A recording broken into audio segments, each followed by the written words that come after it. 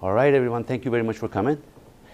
The presentation I'm going to give you is about marketing for service businesses. I was told to go into marketing tips, but the point is that when you go into internet and every other place, you will see so many tips out there. But I was figuring out that without having some foundation and having some of principles that will be applied to the tips later, there is no basis for your decision making. I mean, you will find tips over there.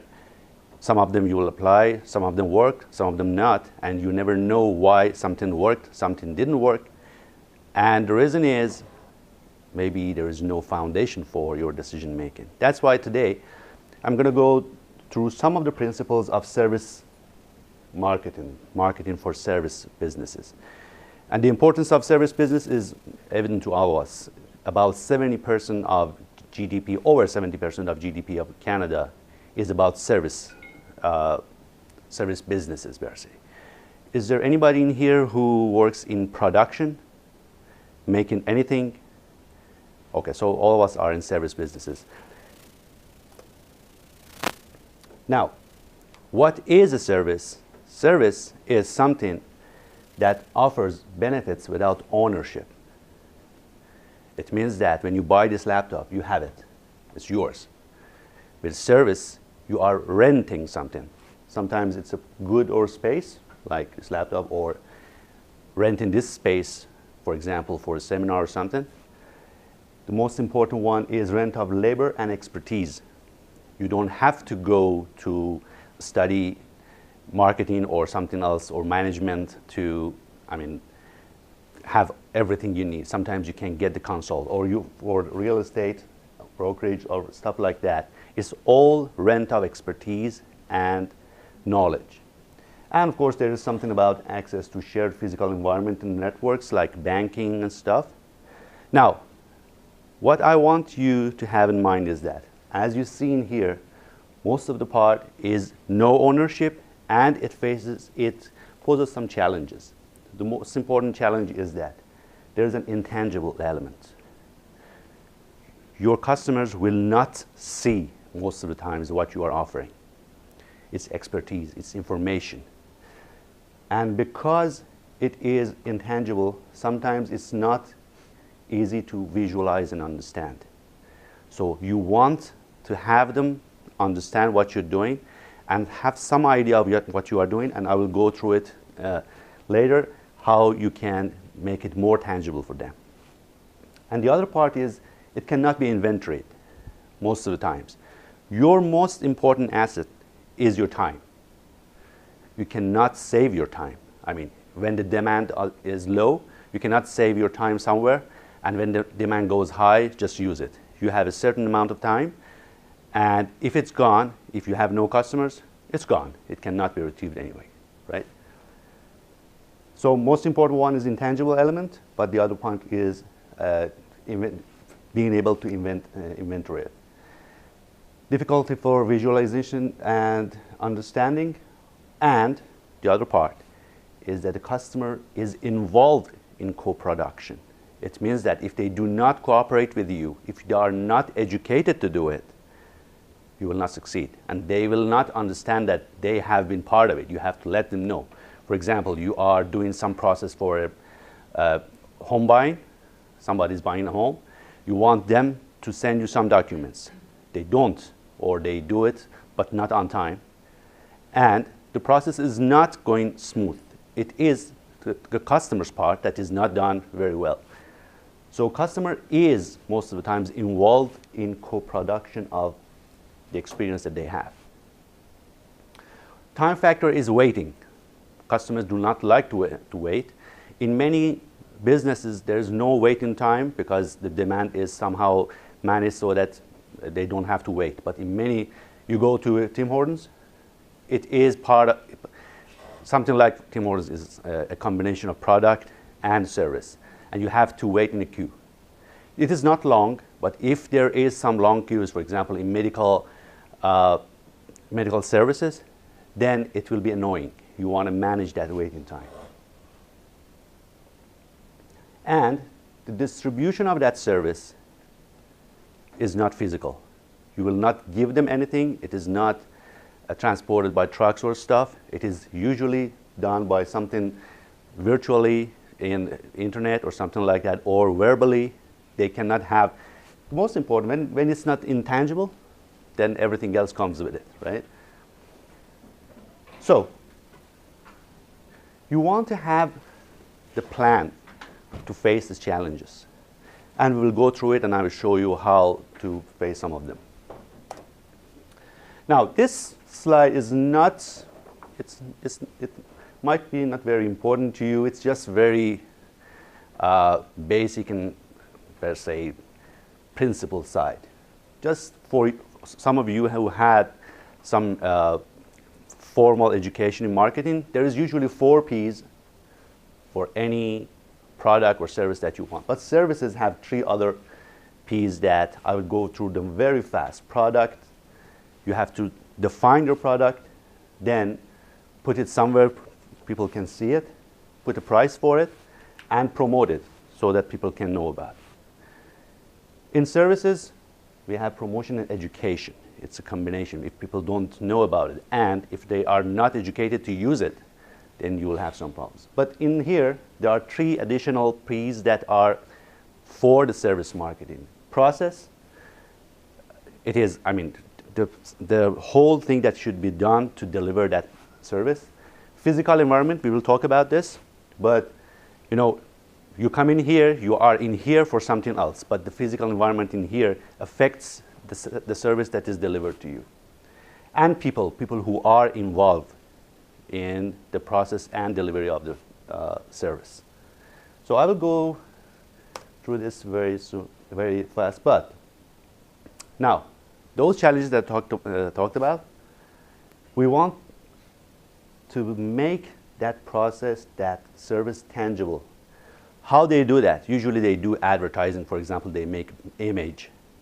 The service is not tangible, but by giving some tangible elements, you can show your customer what they will get from your service.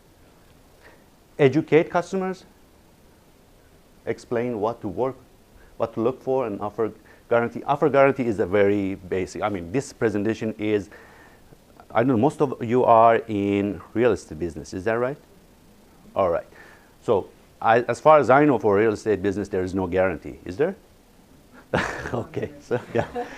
Yeah, so this is some more basic stuff, but you know, in some services you can offer guarantee to, I mean, give more value.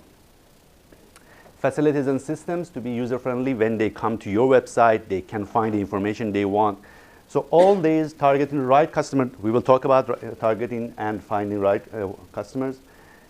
Quality standards, recovery procedures. Again, when you have a guarantee, you want to have some recovery procedures. If what you are offering doesn't work, then what happens? And in many services, there is a guarantee and there is a recovery process. I don't know if in your business there is something like a recovery guarantee. If somebody comes and says, okay, the house that I bought is not very good, then what do you do? Any recovery process? I don't think so. So let's. Yeah. Yeah. Oh yeah. Okay. Good. Yeah. Good. Yeah. It will work. Yeah. Okay. So speed of delivery. Again, I don't know if it is your concern, but in the services you usually want to have is speed of delivery so that the customers are not annoyed. And then giving informative websites. So point in here is you're gonna make something not tangible, not very understandable, to something that is understandable. They will not see your service. You want to make them see and understand it. You are already doing much of this, and the point that I'm going to give you today are coming. These are just some principles. Okay. Now we're going to go through customer decision-making process. The first part is pre-purchase, what they do before they come to you for the service. They search for you, they search for, search attributes like something that they will see in the advertisement in a magazine.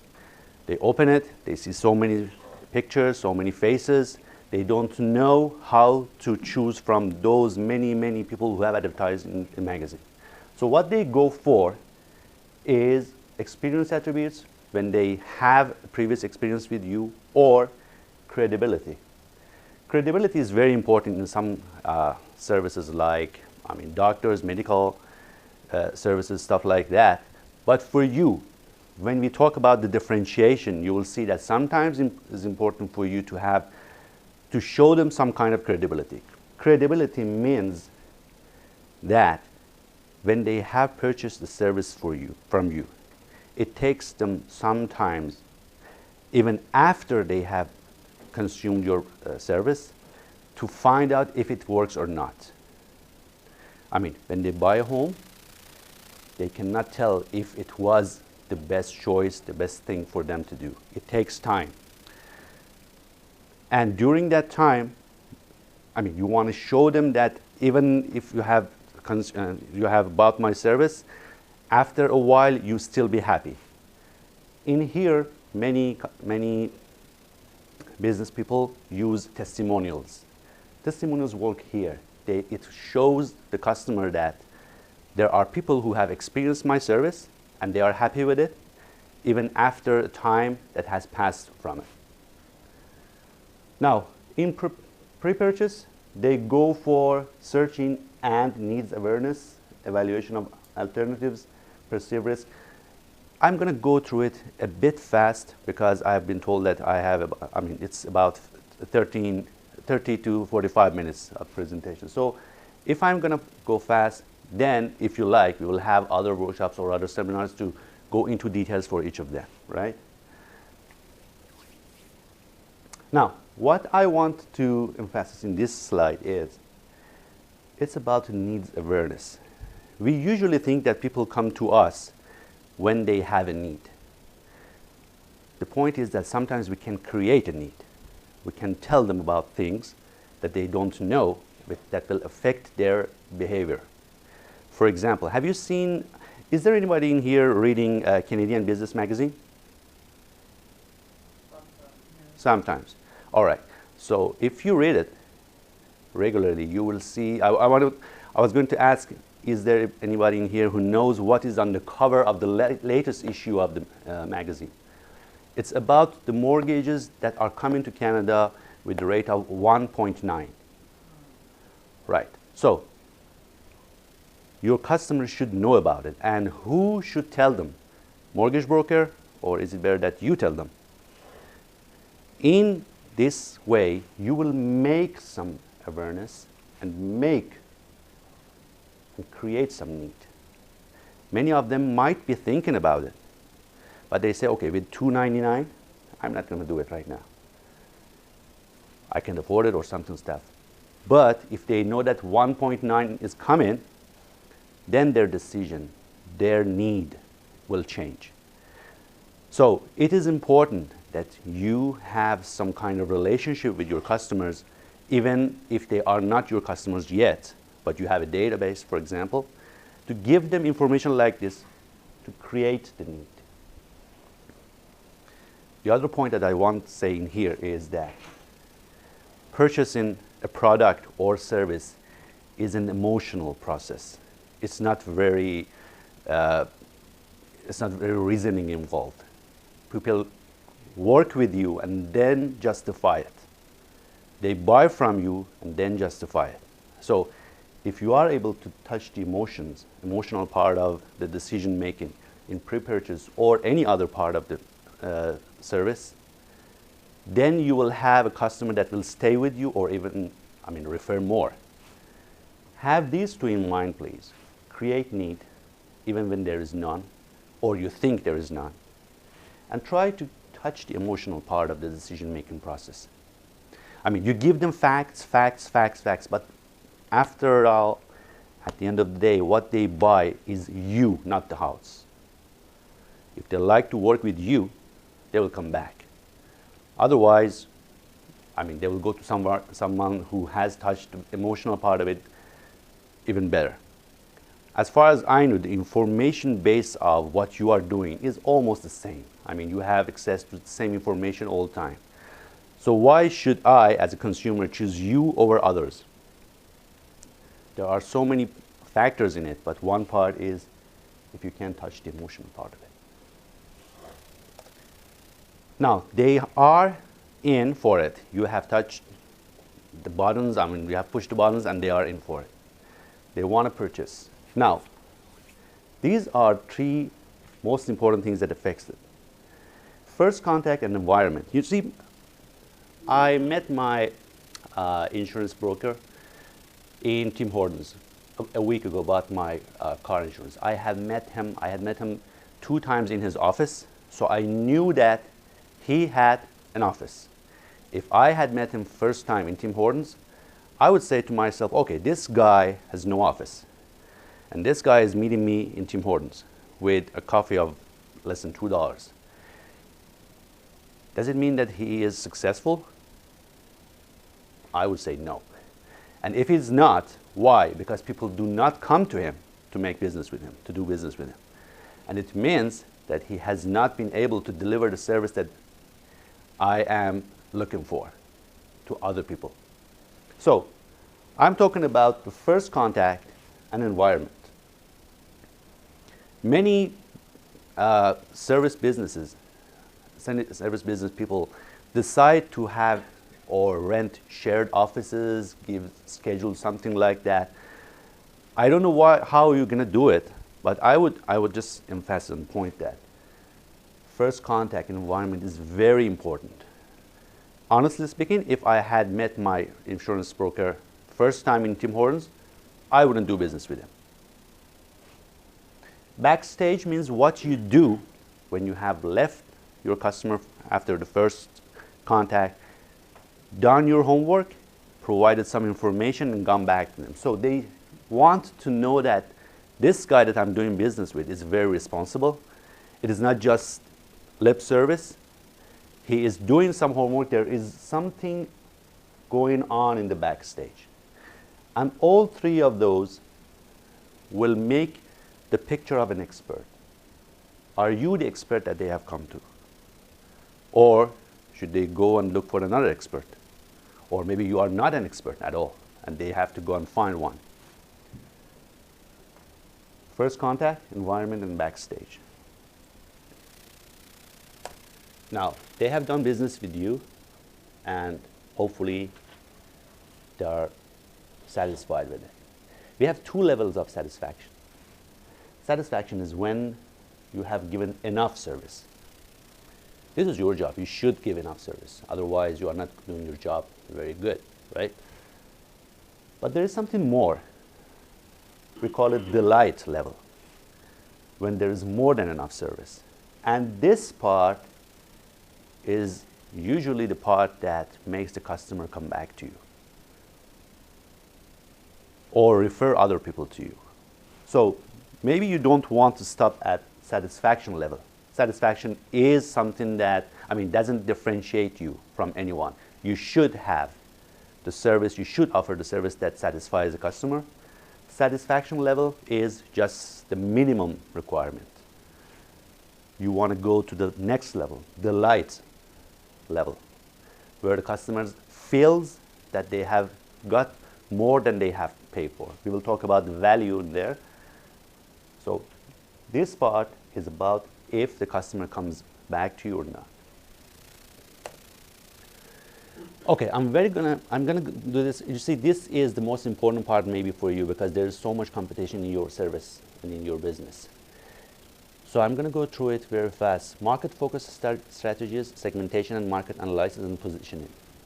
Let me just go through this. Okay, this is market focus. There are 4 forms of market focus. One is when you have a wide range of services to a few selected customers.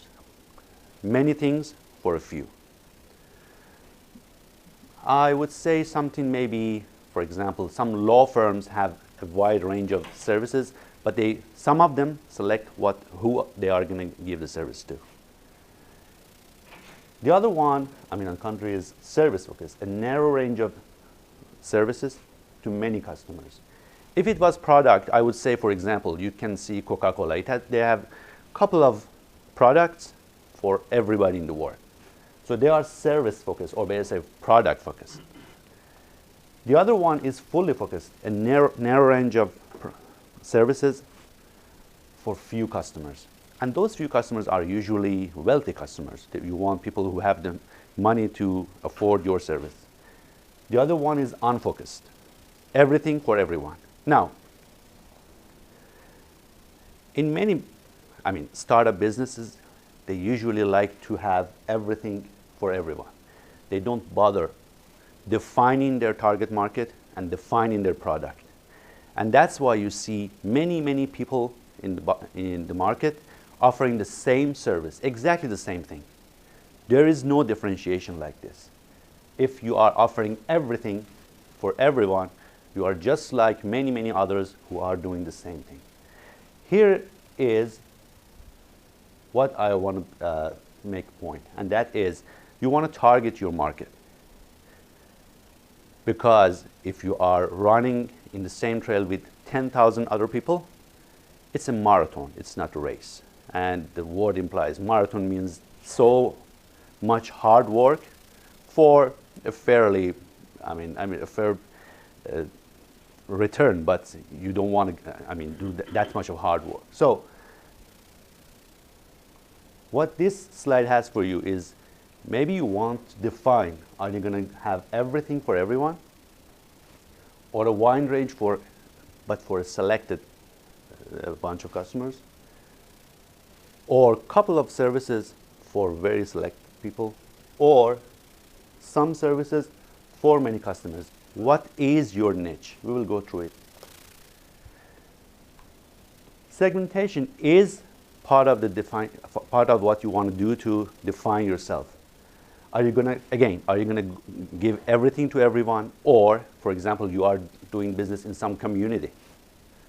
Or maybe you want to go and offer your services for just the seniors, for example, who are looking for some kind of, how to pay off their homes. Or very young people who are in the first buyers sector. Ethnicity, language, some of us are more comfortable doing business with some people if they are talking another language, or geographical. My area, my city. Again, if you are doing what everybody else is doing, then you have just to think about a small share of that cake that everybody's taking something of. So when you are going to find your niche, what's important? The market size and competition. If you are just doing business in a community that has 100,000 people, and there are so many other people that are doing the same thing as you, so you want to see if the size of the market that you are doing business with is good. Is there so much competition? What are the location and trends for it? Now, how are your resources? Are you specialized in some kind of service, or you are just doing the service for everyone? When you specialize yourself in some kind of service, you are offering something that maybe many other people in your business are not offering. In that, you have some resources that other people do not, and it will help you differentiate. And again, competitive analysis goes through strengths and weaknesses of the market that you have, and strengths and weaknesses of your competitors. Let me see how much time I have, because I usually like to go into more details, but oh, okay. I'm already done, sorry. So I'll go through it faster.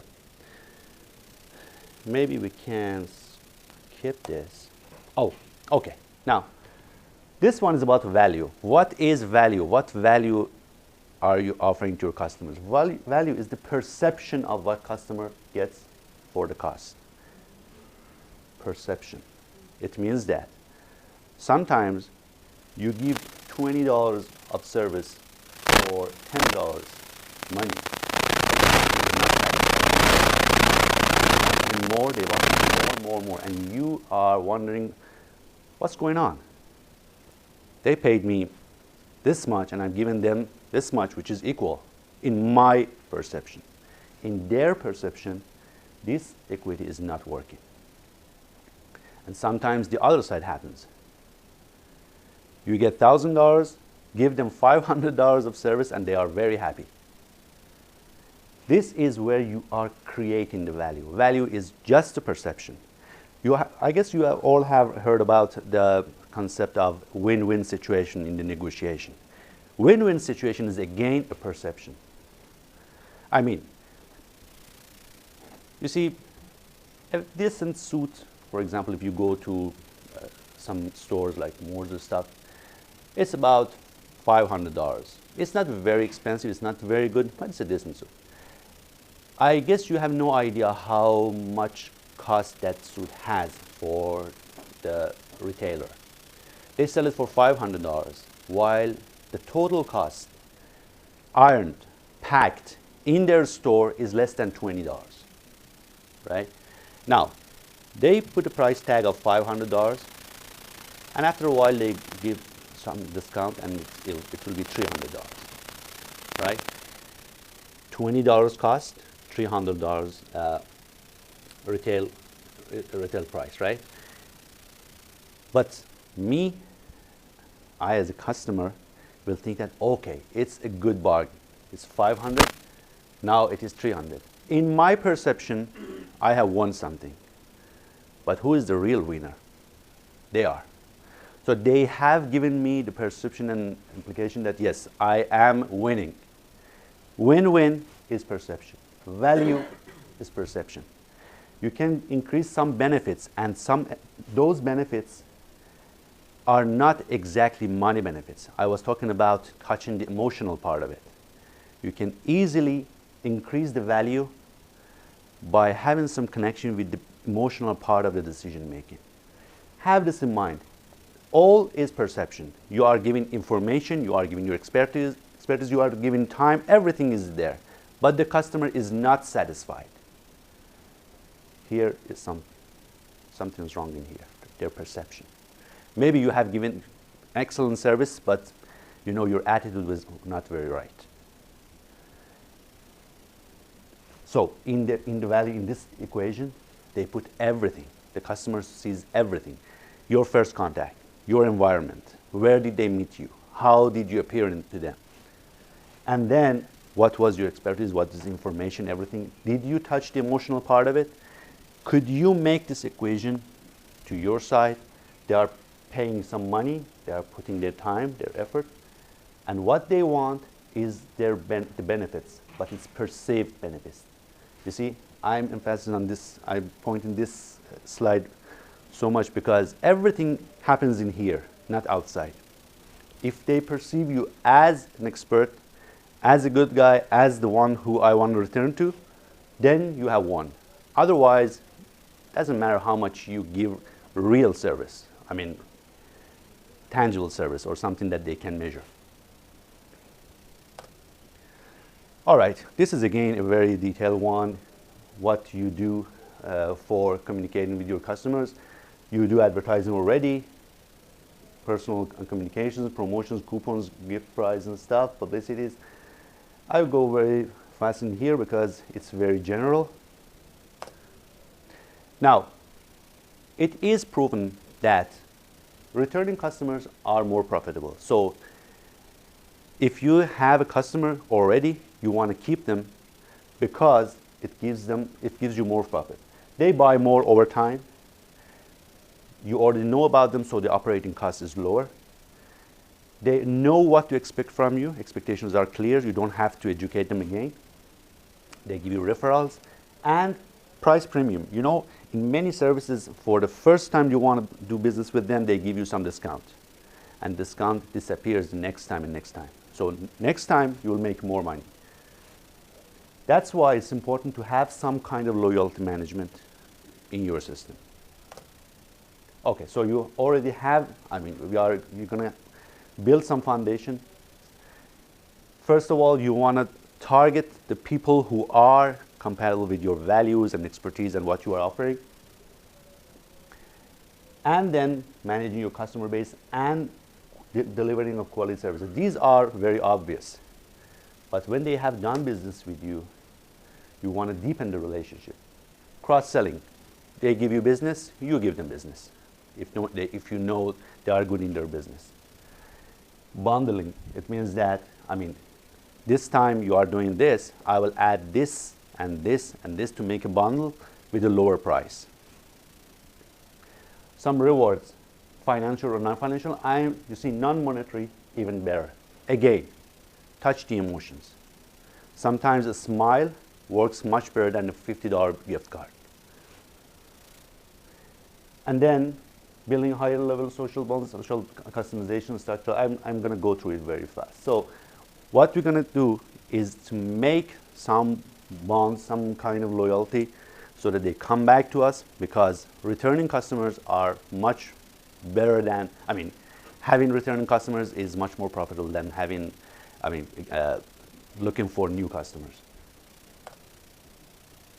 And then this is again for a general service, because there are churn drives that you want to eliminate. For example, in Rogers, when you have a contract, they increase the switching costs, so you cannot switch very easily. But it is not something that you usually do in your business, I guess. All you want to do is to monitoring the declining customers, why they are leaving you. Is there something that you can do about it? You can ask them sometimes if they are not going to do business with you. I changed my mortgage from one bank to the other, and it was because they gave me so much wrong information. And when I switched, then they came to me with giving so much good and right information. I said, when I was deciding to do it, you were not in here. Now they're coming with the right information, but it's not working anymore. So there are things that pushes people to switch from you to other businessmen. You want to see why they are doing it. All right, so this is the last word I have for you. And I guess, yeah, I'm already.